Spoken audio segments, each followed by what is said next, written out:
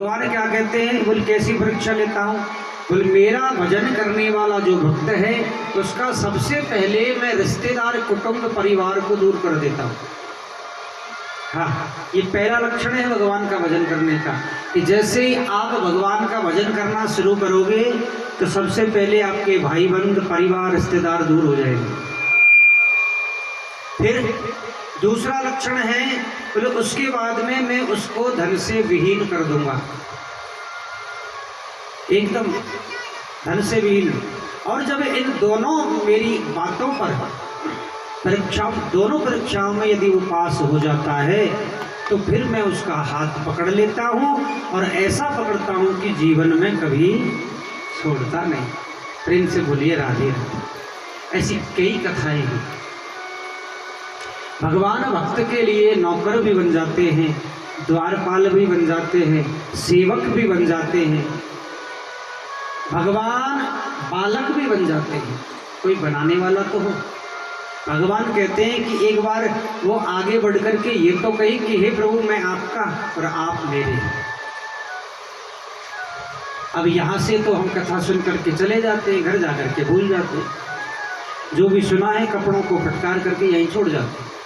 प्रेम से बोलिए राधे राधे। हाँ, जब तक हम कथा सुनेंगे और उस कथा का अनुसरण नहीं करेंगे, जीवन में उसको उतारेंगे नहीं, तब तक वो कथा हमारे लिए सफल नहीं हो सकती। प्रेम से बोलिए राधे राधे। इधर महाराज नैमिषारण्य में सुखदेव सूत जी महाराज 88,000 ऋषियों को कथा सुना रहे हैं। सूत जी महाराज ने अपने गुरु जी का स्मरण किया। गुरु कौन है? फिर सुखदेव जी महाराज। कैसे हैं? कैसा रूप है सुखदेव जी का?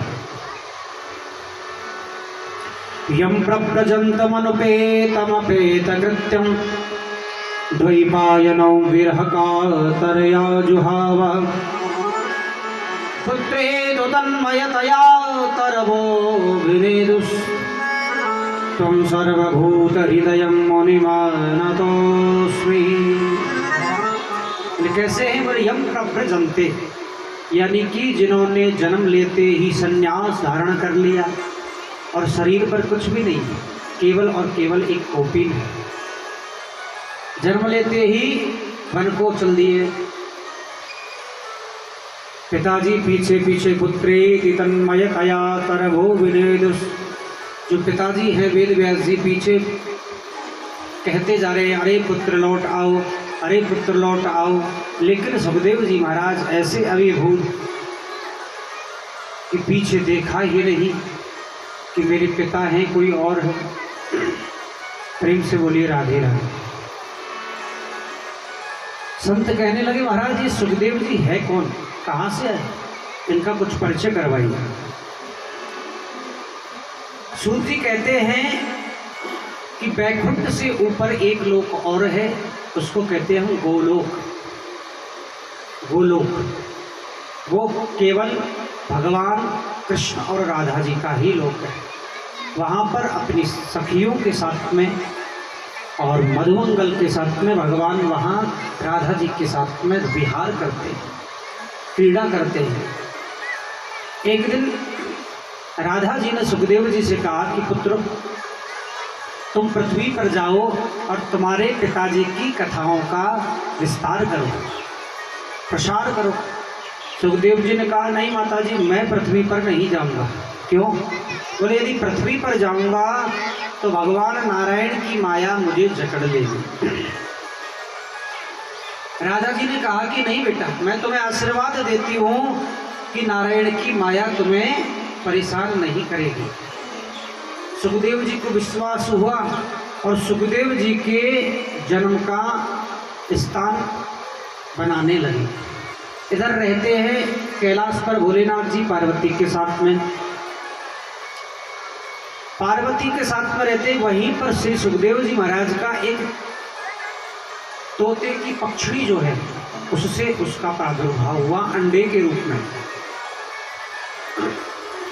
अब महाराज उसको अमर कैसे किया जाए, कथा कैसे सुनाई जाए सुखदेव जी को? इसकी व्यवस्था भगवान ने की। नारद को भेजा। नारद ने जाकर के पार्वती मैया के पास में जाकर के नमस्कार किया। नारद जी, पार्वती नारद को अपना गुरु मानती है। बोले आइए महाराज, आज तो बहुत दिन में आए आप, क्या बात है आजकल आते नहीं हो बिल्कुल, कहाँ रहते हो? नारद जी कहने लगे, बोली माता जी हमने तो अब संसार में घूमना ही बंद कर दिया। बोले क्यों? बोले सूर्य नर मुनि जन की यह रीति, और स्वार्थ राख करे सब प्रीति। बोले आजकल साहब स्वार्थ से प्रीत करते हैं। बोले आजकल कोई किसी का नहीं है। बोले क्यों, ऐसे क्यों कहा आपने? बोले हाँ, आजकल भाई भाई से भी स्वार्थ से प्रेम करता है, बाप बेटे से स्वार्थ से प्रेम करता है, पति पत्नी स्वार्थ से प्रेम करते हैं।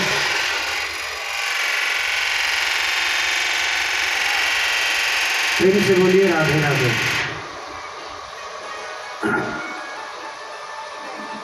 बोले आजकल पति पत्नी भी प्रेम